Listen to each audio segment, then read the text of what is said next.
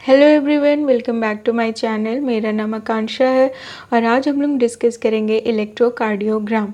Okay, सो इसको short में ECG भी कहा जाता है and it is a graphical representation of electrical activity of heart during a single cardiac cycle. ठीक है, तो कार्डियक साइकिल का टाइमिंग क्या होता है आप कमेंट में बताइएगा, हमने पिछले क्लास में पढ़ा है। On the basis of the NCERT हम एनसीईआरटी के लेवल तक ही रखेंगे। कुछ पॉइंट्स जो है थोड़ा सा बियॉन्ड एनसीईआरटी जा सकता है for the sake of deep understanding. और अगर आप क्लास 11th में हो, बोर्ड का एग्ज़ाम दे रहे हो, तो प्लीज़ आप उसे अवॉइड करिएगा, बस समझने के लिए समझिएगा, अपने नोट्स में इंक्लूड मत करिएगा। और अगर आप कोई कॉम्पिटिटिव एग्ज़ाम दे रहे हैं जिसमें ये टॉपिक इंक्लूडेड है तो आप गो थ्रू कर सकते हैं, जो हम एक्स्ट्रा डिस्कस करेंगे। So ECG is a graphical representation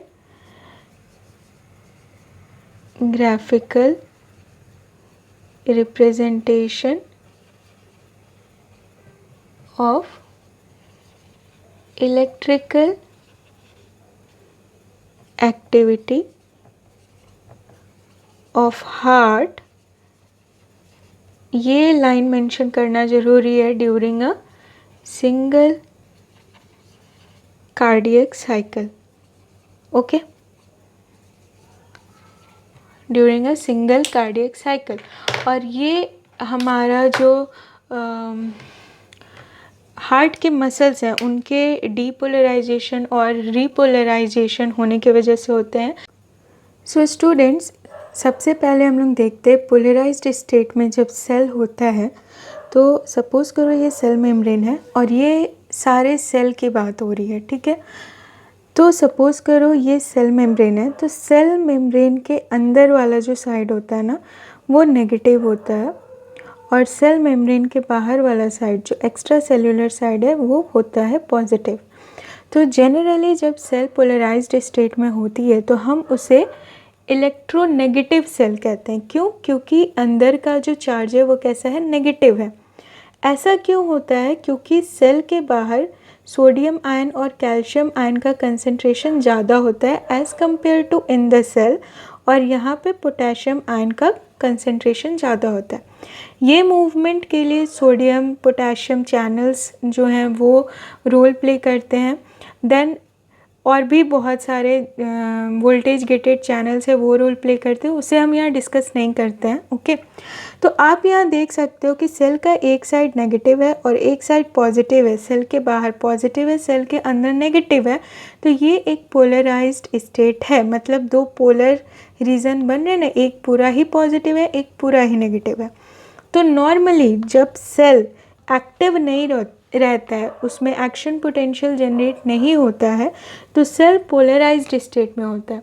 तो जब सेल पोलराइज्ड स्टेट में होता है तो उससे हम कहते हैं कि सेल हमारा रेस्टिंग पोटेंशियल में है। तो जब सेल रेस्टिंग पोटेंशियल में होगा तो उस पर चार्ज कितना होगा, -70 MV का। जब आप गैल्वेनोमीटर लगाओगे और चेक करोगे तो आपको -70 MV का चार्ज मिलेगा। और सेल का इंटीरियर कैसा है, सेल का इंटीरियर नेगेटिव है नॉर्मली। ठीक है, अभी जब सेल डीपोलराइज्ड होता है, डीपोलराइज्ड होगा कब, डीपोलराइज्ड होगा जब सेल में एक्शन पोटेंशियल जनरेट होता है। ठीक है, कंप्लीटली एक्शन पोटेंशियल अभी जनरेट नहीं हुआ है। सपोज करो कि सेल को कोई स्टिमुलस मिला और सेल को जैसे ही कोई स्टिमुलस मिला sodium gated voltage channel open हो जाते हैं। ये सेल पे ही प्रेजेंट होते हैं इस तरह से। और सपोज को सेल पे जो प्रेजेंट है सोडियम वोल्टेज गेटेड चैनल, उससे बहुत सारे सोडियम अंदर आने लगते हैं। कब? कोई स्टिमुलस मिलने के बाद। तो सोडियम जब बहुत सारा अंदर आने लगेगा तो यहाँ पे क्या होगा, पॉजिटिव चार्ज बढ़ जाएंगे। ठीक है, यहाँ पे क्या होगा, पॉजिटिव चार्ज बढ़ जाएंगे। क्लियर? क्यों बढ़ा? क्योंकि कोई स्टिमुलस मिला जिससे एक voltage gated sodium channel open हो गए और जो बाहर सोडियम थे वो अंदर आने लगे। अब एक कंडीशन ऐसी आएगी जब अंदर का कंडीशन क्या हो जाएगा, पॉजिटिव, और बाहर हो जाएगा नेगेटिव। इस स्टेट को हम कहते हैं एक्शन पोटेंशियल जनरेट हो गया और हमारा जो सेल है वो कम्प्लीटली डीपोलराइज्ड हो गया। यहाँ पे डीपोलराइज्ड क्यों कह रहे हैं? यहाँ पे ना तो कोई एक साइड कम्प्लीटली पॉजिटिव है ना एक साइड कम्प्लीटली नेगेटिव है, तो हम कहेंगे कि ये डीपोलराइज्ड स्टेट में है। वेयर एज जब एक्शन पोटेंशियल जनरेट होता है तो सेल हमारा क्या हो जाता है? सेल हमारा इलेक्ट्रो पॉजिटिव हो जाता है, इलेक्ट्रो पॉजिटिव हो जाता है। और यहाँ पे क्या चार्ज मिलेगा हमें देखने को? +70 MV का चार्ज हमें देखने को मिलेगा, ठीक है। इस टाइम में -70 से -30 MV के बीच में सेल रहता है। मैं अगेन आपको बस पोलराइज्ड स्टेट, डीपोलराइज्ड स्टेट और एक्शन पोटेंशियल में सेल में क्या क्या चेंजेस होते हैं वो बता रही हूँ, ताकि जब आप इलेक्ट्रोकार्डियोग्राम में हम लोग ये बात करें कि जब सेल पोलराइज्ड होता है, एट्रियम पोलराइज्ड होता है, वेंट्रिकल डीपोलराइज्ड होता है, तो आप उसका मतलब समझ सको, ठीक है। इसका NCERT में ऐसा कुछ भी नहीं है, आपको बस समझाने के लिए बता रही हूँ, ओके। अब क्या होता है कि जब अंदर इलेक्ट्रो पॉजिटिव चार्जेस बढ़ जाते हैं तो सेल वापस से रीपोलराइज्ड होता है। मतलब सेल डीपोलराइज था, मतलब जो पोलराइज्ड स्टेट है उससे वो हट रहा था, अब वापस से सेल क्या होता है? रीपोलराइज्ड होता है। फिर पोटेशियम के चैनल खुलते हैं, पोटेशियम के चैनल खुलते हैं जिससे पोटेशियम बाहर जाता है, और बहुत तेज़ी से पोटेशियम जब बाहर जाता है तो अंदर का जो पॉजिटिविटी थी वो अब क्या हो जाएगी? नेगेटिव हो जाएगा, और वापस से सेल कहाँ चल जाएगा? पोलराइज्ड स्टेट में चला जाएगा, ठीक है। समझ में आ गया? सो पोलराइज्ड स्टेट किसे कहते हैं? जब सेल में इलेक्ट्रोनेगेटिविटी चार्जेस होते हैं, और डीपोलराइजेशन होता है कब? जब सोडियम बहुत अंदर आता है। फिर एक्शन पोटेंशियल जनरेट होता है कब? जब सेल हमारा इलेक्ट्रो पॉजिटिव हो जाता है और +70 MV तक पहुंच जाता है वोल्टेज। उसके बाद सेल वापस से रीपोलराइज्ड स्टेट में जाके और वापस पोलराइज्ड स्टेट में चला जाता है, ठीक है। कोई भी सेल कम्प्लीटली हमेशा पोलराइज्ड स्टेट में नहीं रहती, हमेशा मसल्स, ये जनरली मसल्स की बात हो रही है, जो हमारे कार्डियक मसल्स हैं उनमें ये चेंजेस होंगे जब एक कार्डियक साइकिल चलती है तो, okay. So let's discuss how the ECG wave get originated. तो 3 इलेक्ट्रोड लगाए जाते हैं, एक यहाँ पे भी लगाया जाता है, वो हमने यहाँ मेंशन नहीं करा है। तो 3 इलेक्ट्रोड लगाए जाते हैं जिसे लिम्फ लीड कहा जाता है, लिम्फ लीड। ये होते हैं राइट रिस्ट के पास, लेफ़्ट रिस्ट के पास और लेफ़्ट एंकल पे, ठीक है। इसके अलावा और चेस्ट लीड भी होता है, इसके अलावा और चेस्ट लीड भी होता है। कितने होते हैं चेस्ट लीड? 6 चेस्ट लीड होता है, ठीक है। ये चेस्ट के ऊपर लगाए जाते हैं। ये लीड क्या होते हैं? ये इलेक्ट्रोड्स होते हैं और इनको एक जेल की हेल्प से लगाया जाता है। वो जेल क्या होता है? इलेक्ट्रोलाइटिक सॉल्यूशन होता है, जो बॉडी को और जो हमारा क्या कहते हैं इलेक्ट्रोड है उसके साथ कंडक्टिविटी बढ़ा देता है, ठीक है। अब ग्राफ डिस्कस करते हैं। तो हमने यहाँ नेगेटिव इलेक्ट्रोड लगाया और यहाँ पॉजिटिव इलेक्ट्रोड लगाया है। ये लेफ़्ट साइड है, ये राइट साइड है, ठीक है। इसमें कंफ्यूज नहीं होना है, लेफ़्ट है ये राइट है। तो हार्ट में ऐसे नोड होता है और हमें पता है कि ऐसे नोड जनरेट करता है एक्शन पोटेंशियल। तो सबसे पहले जब ऐसे नोड एक्शन पोटेंशियल जनरेट करेगा तो आपको पता है कि जब एक्शन पोटेंशियल जनरेट होता है तो सेल के अंदर क्या आ जाता है? पॉजिटिव चार्ज, बाहर क्या होता है? नेगेटिव। तो पॉजिटिव चार्ज यहाँ से ओरिजिनेट होगा, मतलब पॉजिटिव चार्ज बढ़ेगा। और पॉजिटिव चार्ज कहाँ है? ये क्या है बताओ तो? ये है राइट ऑरिकल। लिखने की ज़रूरत नहीं है, राइट ऑरिकल है, ये लेफ़्ट ऑरिकल है, ये लेफ़्ट वेंट्रिकल है और ये राइट वेंट्रिकल है। आई होप मैं आपको समझा पाऊँ ठीक से। ऐसे नोड में जैसे ही एक्शन पोटेंशियल जनरेट होता है तो हमारा जो एट्रियम के मसल्स हैं वो क्या होते हैं? डीपोलराइज होना स्टार्ट हो जाते हैं, ठीक है। तो हमारे जो एट्रियम के मसल्स हैं वो डीपोलराइज होते हैं और जो हमारा एक्शन पोटेंशियल है वो कहाँ आता है, एट्रियम में।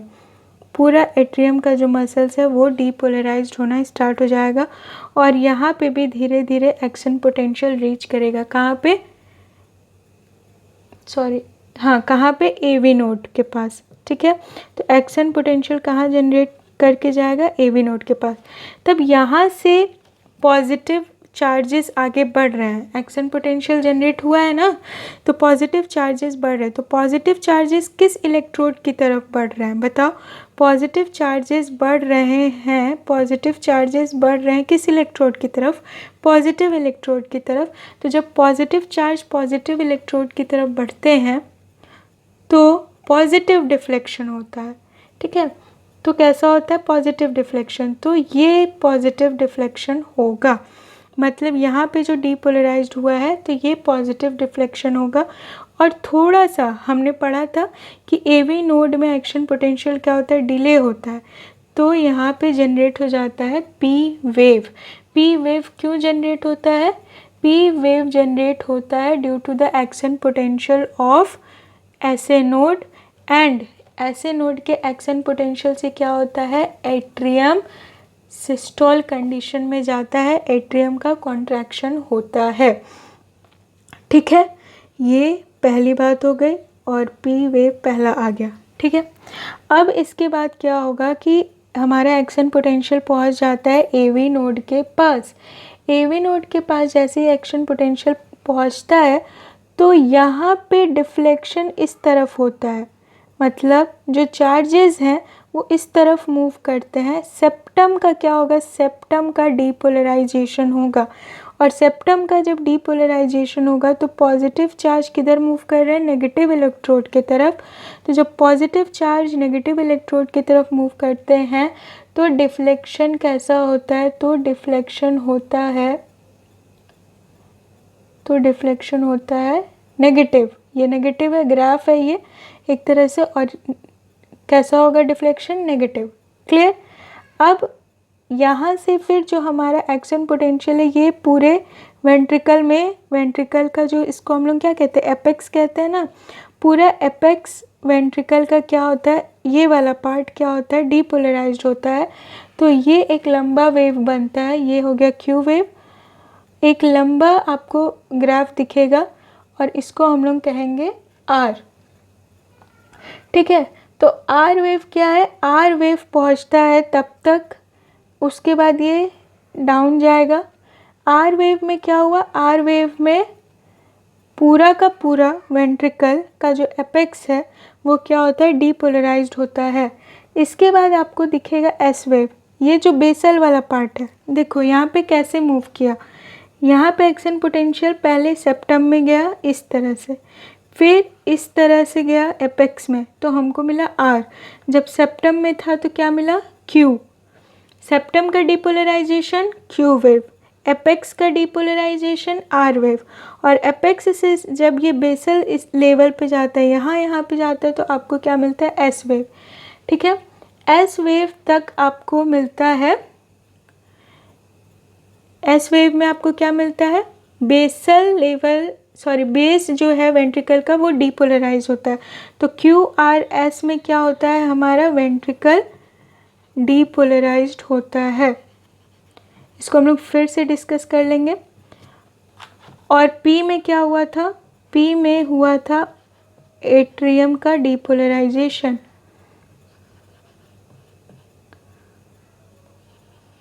ठीक है, एट्रियम का डीपोलराइजेशन हुआ था।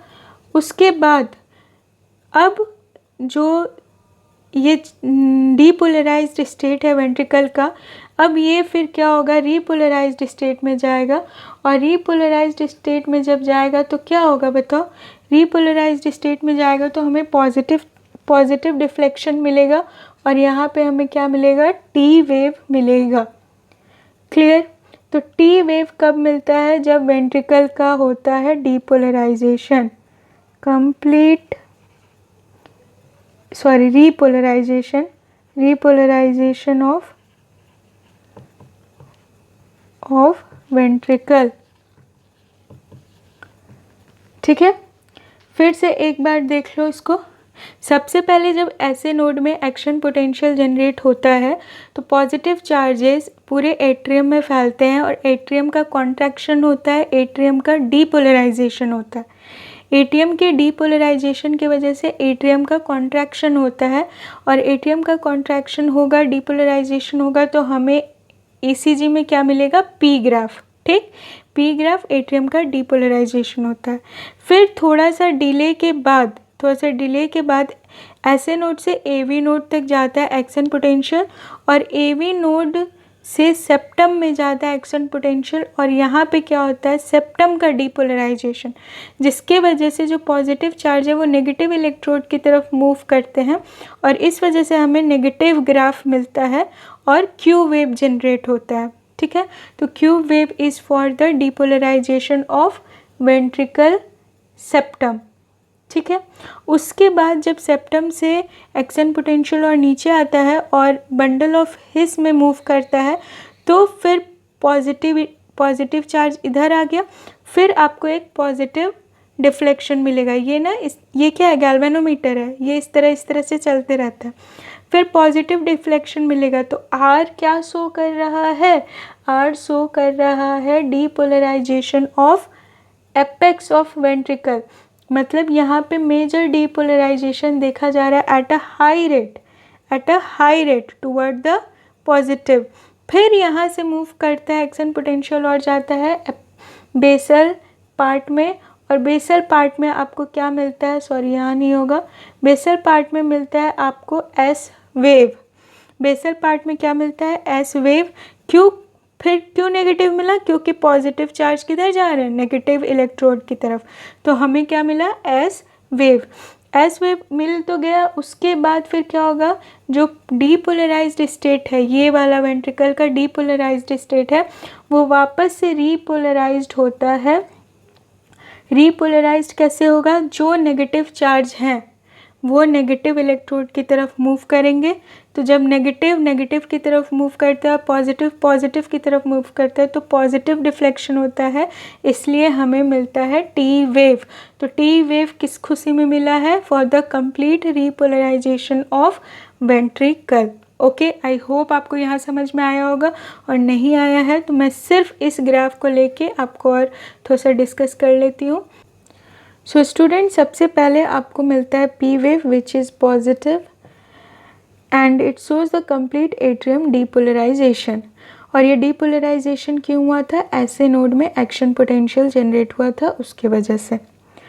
देन ये वाला जो रीज़न है ना, ये वाला जो रीज़न है, जब ऐसे नोड से एक्शन पोटेंशियल आता है एट्रियम को, ये राइट एट्रियम और ये लेफ्ट एट्रियम, इसको क्या करता है? कम्प्लीटली डीपोलराइज करता है। उसके बाद एक्शन पोटेंशियल आता है कहाँ? एवी नोड के पास। तो यहाँ पे क्या होता है? डिले होता है, क्योंकि एक्शन पोटेंशियल सेल के गैप जंक्शन के थ्रू आता है, इस वजह से यहाँ पे डिले होता है और ये जो चीज़ है वो शो कर रही है डिले। ठीक है, तो ये जो चीज़ है वो क्या है? ये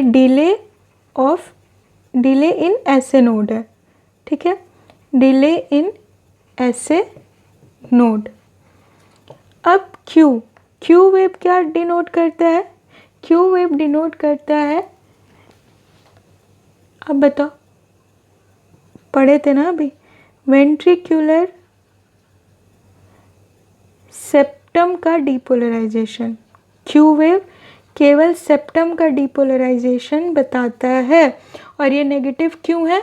क्योंकि पॉजिटिव चार्ज नेगेटिव की तरफ मूव कर रहे थे। क्या नेगेटिव इलेक्ट्रोड की तरफ मूव कर रहे थे। ठीक है, फोर्थ नंबर पे अगर हम देखें आर वेव क्या दिखाता है? आर वेव दिखाता है कि major apex part of ventricle का क्या हुआ? Depolarisation. So depolarisation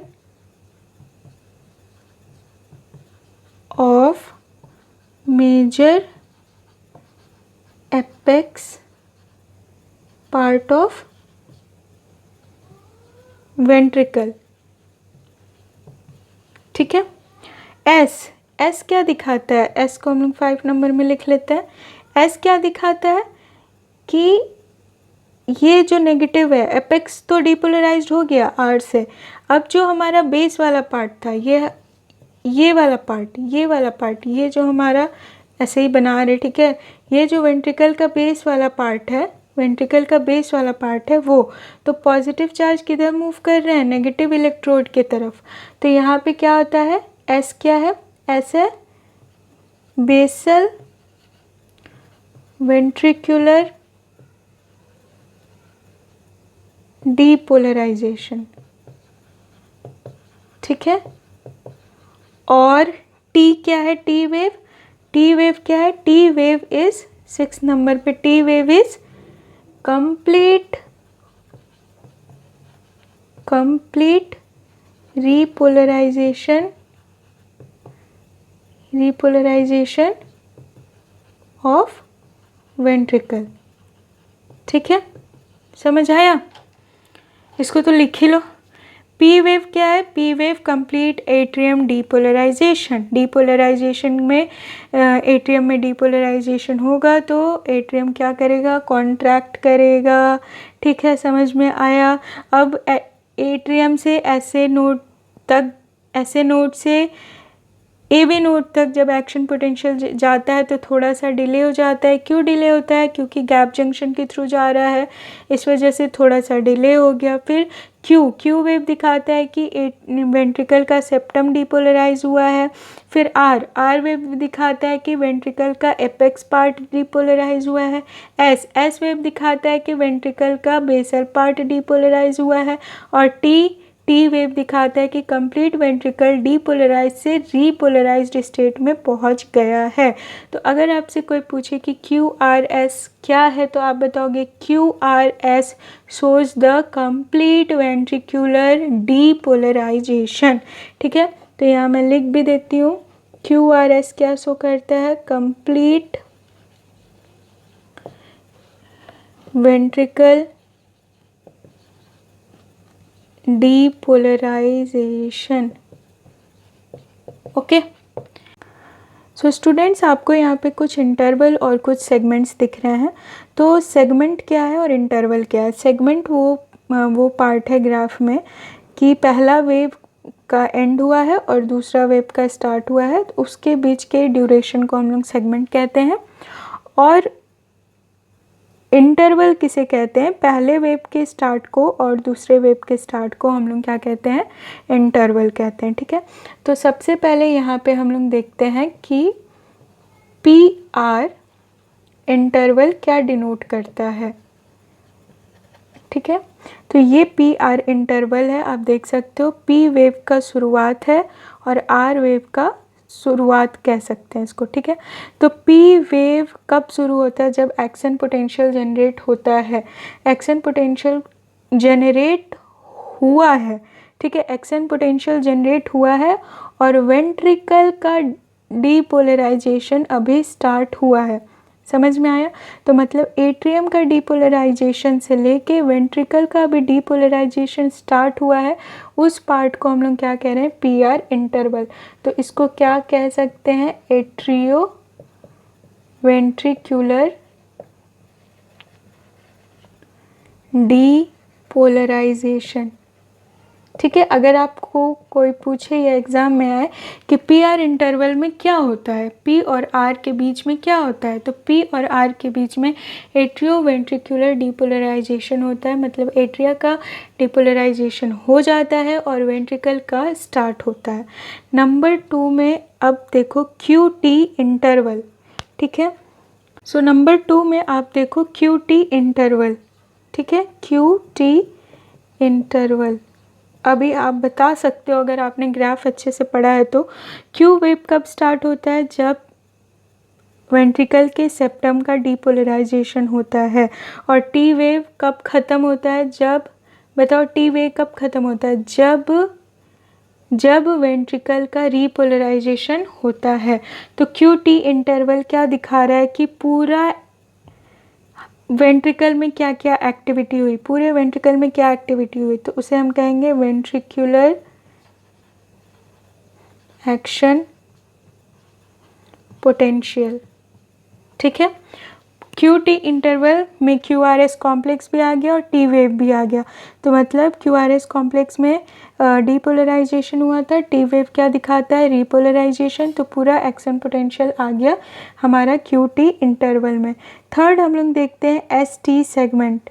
ST segment, ST segment में क्या होता है, आप देख रहे हो S का स्टार्टिंग है और T का स्टार्टिंग है।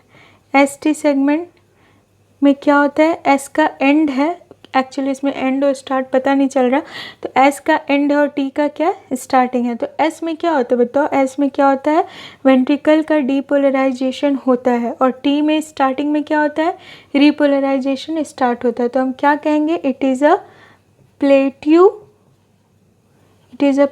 Phase of ventricular action potential. Guys ये एग्ज़ाम में पूछा जाता है कि ST सेगमेंट क्या शो करता है, मतलब प्लेट्यू फेज, ना तो वेंट्रिकल रिपोलराइज्ड स्टेट में है और ना ही वेंट्रिकल डीपोलराइज्ड स्टेट में है।